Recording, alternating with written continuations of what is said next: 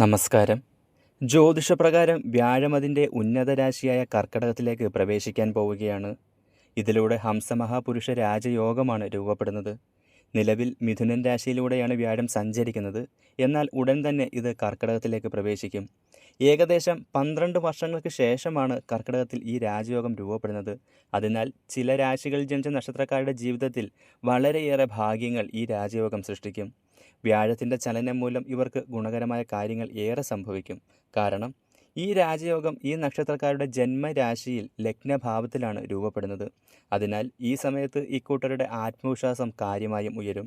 ജോലിയിൽ സ്ഥാനക്കയറ്റത്തിനും ബിസിനസ്സിൽ ലാഭത്തിനും വഴിതെളിയും. വിദ്യാർത്ഥികൾക്ക് പഠനത്തിൽ വിജയം കണ്ടെത്താൻ സാധിക്കും. പ്രധാന കാര്യം എന്തെന്നാൽ വിവാഹിതരുടെ ദാമ്പത്യ ജീവിതം നന്നായി തന്നെ മുന്നോട്ട് നീങ്ങും.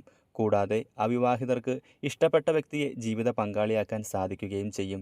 അപ്പോൾ ഈ ഭാഗ്യം ലഭിച്ച രാശികളെന്ന് പറയുന്നത് കർക്കിടകം, പുണർദം, പൂയം, ആയില്യം, കന്നി, ഉത്രം, അത്തം, ചിത്തിര, തുലാം, ചിത്തിര, ചോതി, വിശാഖം എന്നീ രാശിയിൽ ജനിച്ച നക്ഷത്രക്കാരുടെ ജീവിതം വ്യാഴത്തിൻ്റെ അനുഗ്രഹത്താൽ രക്ഷപ്പെടും.